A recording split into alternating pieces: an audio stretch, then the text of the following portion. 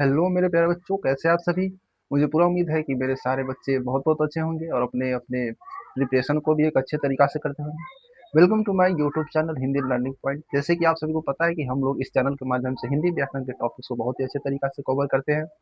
तो आज की क्लास में भी हम लोग हिंदी व्याकरण के कुछ खास टॉपिक्स के बारे में आज चर्चा करने वाले हैं। तो आज का क्लास स्पेशल होने वाला है। तो क्लास को चालू करने से पहले मैं आपको बता दूं कि आप सभी पेन और कॉपी लेके इस क्लास को जरूर अटेंड कीजिएगा, क्योंकि आज का जो टॉपिक है बहुत ही प्यारा सा टॉपिक है और इससे एग्जाम्स में बहुत सारे क्वेश्चंस बनते हैं, चाहे हमारा बोर्ड का एग्जाम हो चाहे कंपटीशन का एग्जाम्स हो। तो आज की क्लास में हम लोग सीखने वाले हैं क्रिया के बारे में। जी हाँ, क्रिया यानी वर्ब, जिसको हम लोग इंग्लिश में वर्ब कहते हैं और हिंदी में हम लोग क्रिया कहते हैं। बहुत ही इंपॉर्टेंट चैप्टर है। बहुत ही प्यारा कंसेप्ट के साथ मैं आज के क्लास में आपको कवर कराने वाला हूँ, तो आप लोग क्लास में बने रहिएगा। चलिए स्टार्ट करते हैं आज का अपना क्लास। तो क्लास स्टार्ट करने से पहले मैं आपको कुछ बता दूं कि क्रिया क्या चीज है ना। क्रिया क्रिया हम लोग कहते किसको है, तो क्रिया उसे कहते हैं। इसका डेफिनेशन कुछ इस टाइप से होता है कि और जिस शब्द से किसी काम के करने या होने का बोध होता है। क्या? तो जिस शब्द से किसी काम के करने या होने का बोध होता है उसे हम लोग क्या कहते हैं, तो क्रिया कहते हैं। क्या कहते हैं बेटा? तो क्रिया कहते हैं। और क्रिया को करने में हम लोग को क्या लगता है, समय लगता है ना, टाइम लगता है। तो जिसको करने में हमको टाइम लगे उसी को हम लोग क्या कहेंगे, क्रिया कहेंगे। आप लोग नोट कीजिएगा, मैं बोर्ड पे यहाँ पे नोट करवा देता हूँ। हम लोग का टॉपिक है क्रिया। बहुत ही प्यारा सा टॉपिक है, बस आप लोग क्लास में बने रहिएगा। बहुत ही अच्छे कंसेप्ट के साथ मैं यहाँ पे क्रिया चैप्टर को कंप्लीट करने वाला हूँ। क्रिया का मतलब होता है काम। क्या होता है बेटा? तो क्रिया का मतलब होता है काम। क्रिया जिस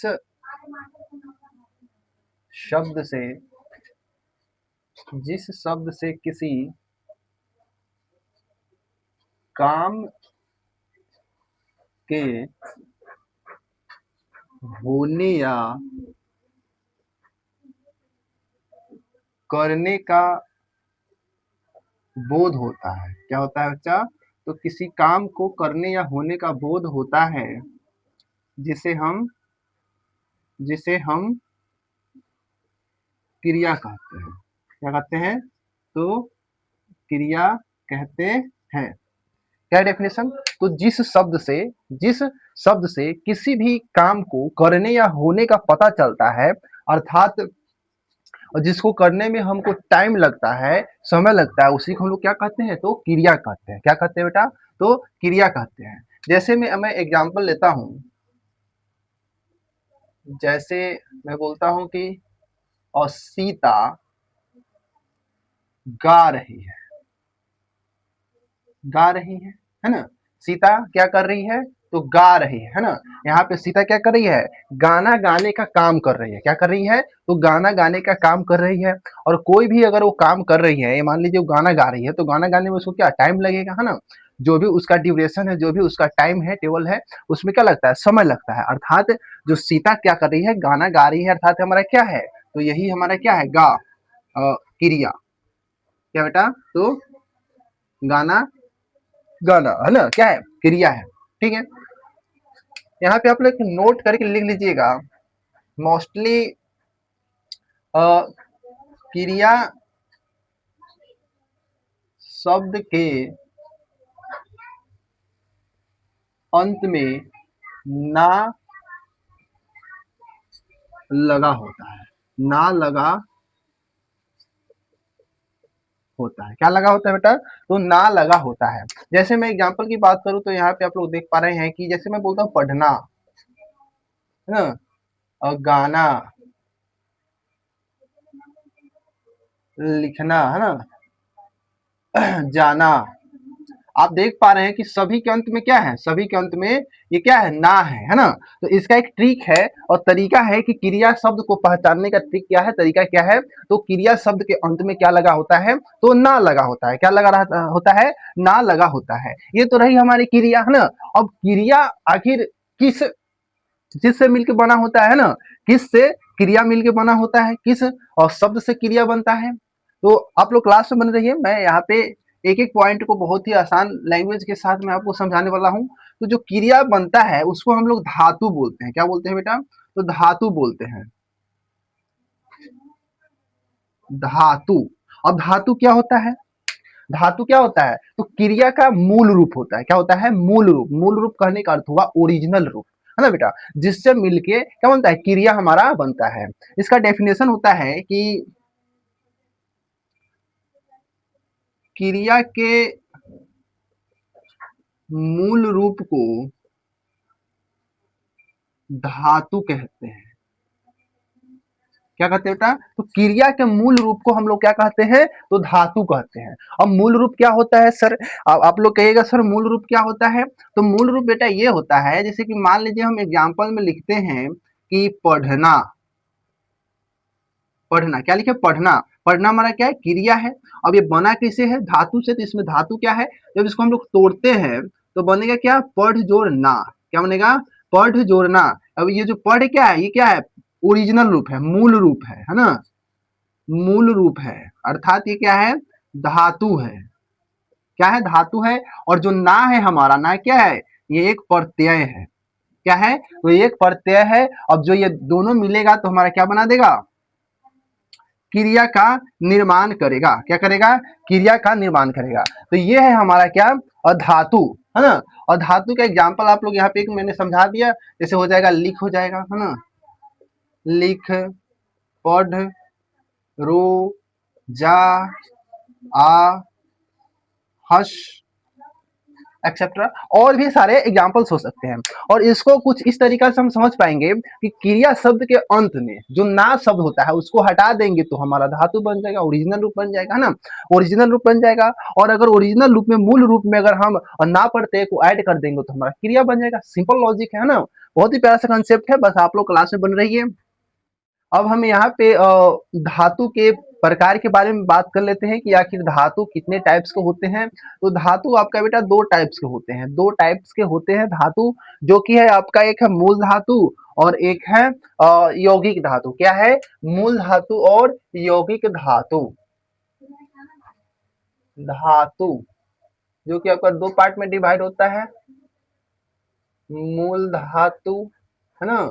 और दूसरा है बेटा यौगिक धातु। यौगिक धातु।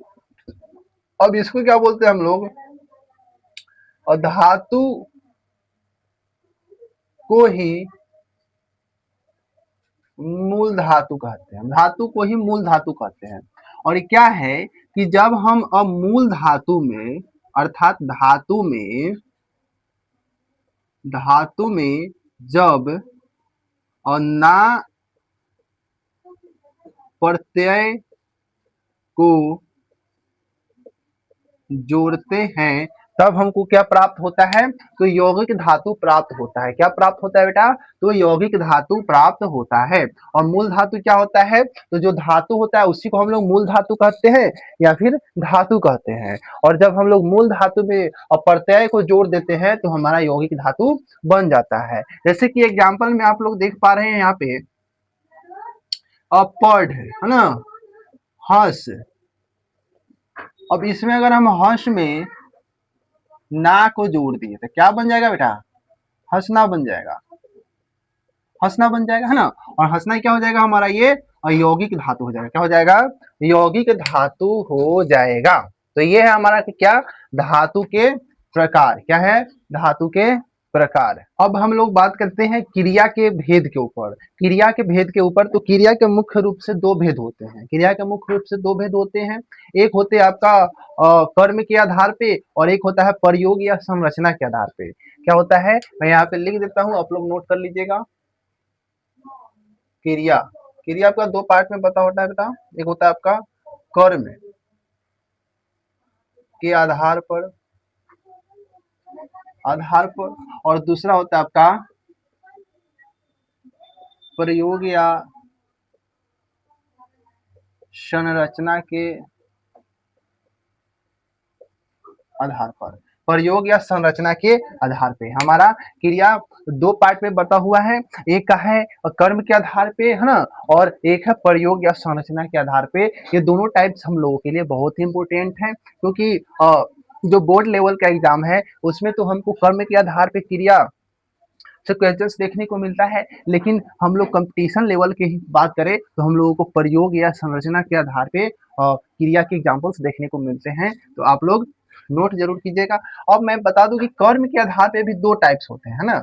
कर्म के भी आधार पे दो टाइप्स होते हैं, जिसको हम लोग बोलते हैं सकर्मक सकर्मक क्रिया, और एक को बोलते हैं हम लोग अकर्मक अकर्मक क्रिया।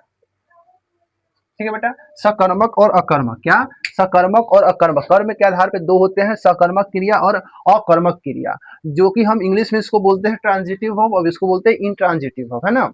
और ये भी जो हमारा सकर्मक है, ये भी आपका दो पार्ट में बटा होता है। सकर्मक भी आपका दो पार्ट में बटा होता है, जो कि होता है एक कर्मक और एक होता है आपका द्विकर्मक। द्विकर्मक, एक कर्मक और द्विकर्मक आपका होता है क्या? तो सकर्मक क्रिया। क्या होता है? सकर्मक क्रिया होता है। अब इसके बारे में बात कर ले तो ये हमारा निम्नलिखित होता है ना। इसमें बहुत सारे आते हैं, जैसे कि आपका हो जाता है संयुक्त क्रिया, संयुक्त क्रिया, पूर्वकालिक क्रिया, है ना, प्रेरणार्थक प्रेरणार्थक क्रिया, नाम धातु क्रिया और सामान्य क्रिया। सामान्य क्रिया मुख्य रूप से पांच प्रकार के हम लोगों को इसमें प्रयोग या संरचना के आधार पर क्रिया के भेद में हम लोग को पांच प्रकार के क्रिया को पढ़ना है। बस इतना हम लोग पढ़ लेते हैं तो हम लोगों का कंपटीशन प्लस बोर्ड एग्जाम्स बहुत ही अच्छे तरीका से हम लोग कर पाएंगे क्वेश्चंस। तो आज की क्लास में फिलहाल इतना ही, मिलते हैं फिर नेक्स्ट क्लास में। आप लोग रोज इस चैनल पे हिंदी व्याकरण के टॉपिक्स को बहुत ही अच्छे तरीका से कवर कर पाएंगे। मैं इस क्लास के डिस्क्रिप्शन में मैं हिंदी व्याकरण के टॉपिक्स को एक प्लेलिस्ट मैंने तैयार किया है, जिसमें आपको सीरियली बाय इंट्रोडक्शन क्लास से आप लोगों को हिंदी व्याकरण के टॉपिक्स को वहाँ पे पढ़ने को मिलेगा। तो आप सभी वहाँ से प्लेलिस्ट पे जाके उन सारे वीडियोस को नहीं वॉच किया तो वॉच कीजिए और नोट्स बनाइए और अपने तैयारी को बेहतर कीजिए। मिलते हैं फिर नेक्स्ट क्लास में, तब तक के लिए बाय बाय।